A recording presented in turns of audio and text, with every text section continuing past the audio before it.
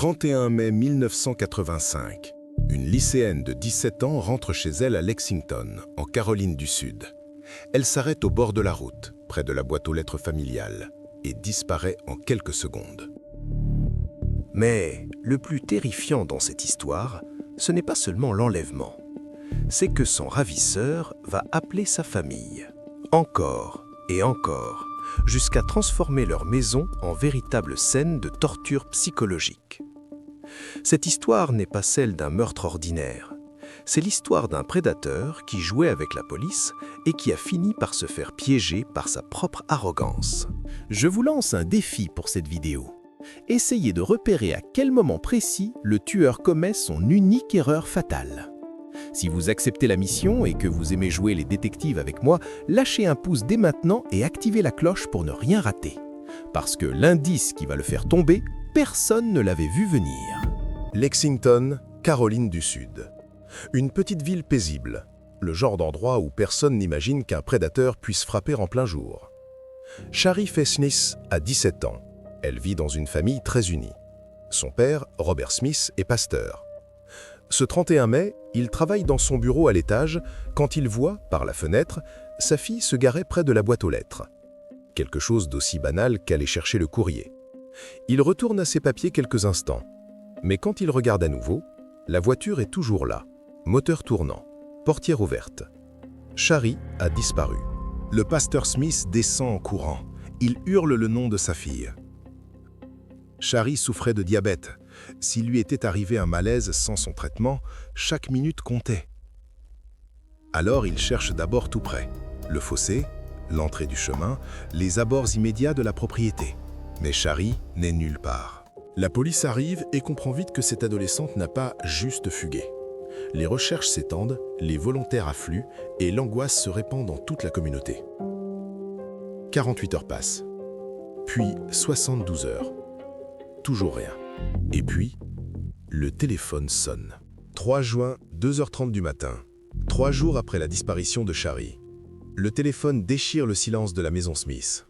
Une voix d'homme, calme, posée. Il demande à parler à Hilda, la mère de Shari. Il prétend être le ravisseur. Il s'excuse de l'avoir prise, promet qu'elle sera rendue. Ce n'est pas une demande de rançon, précise-t-il. Puis il annonce qu'une lettre arrivera par la poste. Et il raccroche. La tentative de localisation échoue. L'appel était trop court. Au petit matin, le FBI et la police locale se rendent au bureau de poste. Ils fouillent le courrier avant la distribution. Et ils trouvent l'enveloppe. À l'intérieur, 2 pages sur papier jaune. Le titre glace le sang des enquêteurs. Dernière volonté et testament. Je vous aime, maman, papa, Robert, Dawn et Richard. L'écriture est celle de Shari, confirmée par la famille. Elle écrit sous la contrainte. Elle continue. Je suis désolée si je vous ai déçu. Je voulais seulement vous rendre fier. Et puis, cette phrase terrifiante. Mes pensées seront toujours avec vous et en vous, cercueil fermé. Il l'a forcée à écrire ses adieux. Le soir même, nouvelle sonnerie. Cette fois, les enquêteurs sont prêts. Tout est enregistré. Avez-vous reçu la lettre ? Demande la voix. Hilda Smith, le cœur brisé, confirme. L'homme explique alors que Shari fait partie de lui maintenant, physiquement, mentalement, émotionnellement, spirituellement. Nos âmes sont unies. La localisation fonctionne. Une cabine téléphonique dans la région. Les voitures de police foncent. Mais quand ils arrivent, le combiné pend dans le vide. Il vient de partir. Quelques secondes trop tard. Ce qui est fou, c'est qu'il utilise le téléphone comme un véritable instrument de torture, en pensant être plus malin que tout le monde. Mais n'oubliez pas, on est en 1985, sans GPS ni smartphone. Selon vous, est-ce qu'un tel criminel pourrait agir de la même façon aujourd'hui avec notre technologie? Donnez-moi votre avis en commentaire. Face à ce tueur invisible, le FBI fait appel à John Douglas, le pionnier du profilage comportemental.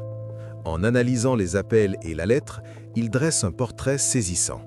Selon lui, le tueur est un homme blanc, la trentaine, intelligent mais socialement inadapté. Il a probablement un casier judiciaire et vit localement. Douglas identifie surtout sa pathologie. C'est un homme qui se sent insignifiant, un grain de sable parmi des milliards. En s'attaquant à une victime comme Shari et en manipulant sa famille, il cherche à devenir quelqu'un, à exercer un pouvoir absolu. Le 5 juin, l'homme rappelle. Cette fois, il donne des directions précises. Les enquêteurs suivent ses instructions et, dans les bois du comté de Saluda, ils découvrent le corps de Shari. La chaleur extrême des derniers jours a accéléré la décomposition, rendant impossible la détermination exacte de la cause de la mort.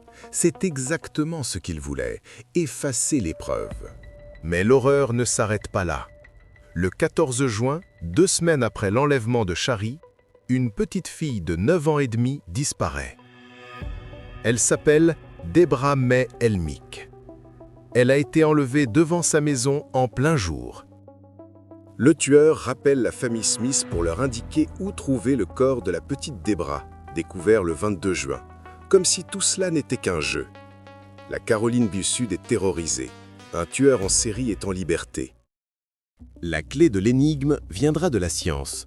Une experte examine la lettre Dernière Volonté avec une machine spéciale capable de détecter les écritures invisibles laissées par la pression du stylo sur les pages précédentes d'un bloc-notes. Et là, un miracle se produit.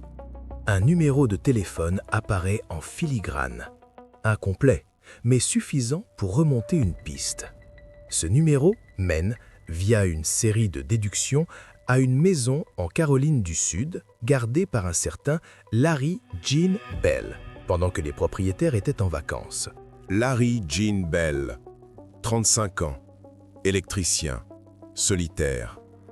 Il correspond point par point au profil du FBI. Les propriétaires de la maison écoutent les enregistrements des appels du tueur. Malgré la voix déformée, ils reconnaissent formellement Larry. De plus, un revolver a disparu de leur domicile. Le 27 juin 1985, Larry Gene Bell est arrêté. La fouille de la maison révèle l'impensable. Bien que la maison soit parfaitement nettoyée, les enquêteurs retrouvent des éléments capillaires compatibles avec l'ADN de Shari dans des endroits que l'aspirateur n'avait pas atteints. Malgré les preuves, Bell refuse d'avouer. Il ira même jusqu'à nier l'évidence face à la mère et la sœur de Shari lors d'une confrontation. Larry Gene Bell est jugé pour les enlèvements et les meurtres de Shari et Debra. Lors de son procès, les jurés n'ont pas hésité longtemps face à l'horreur des faits.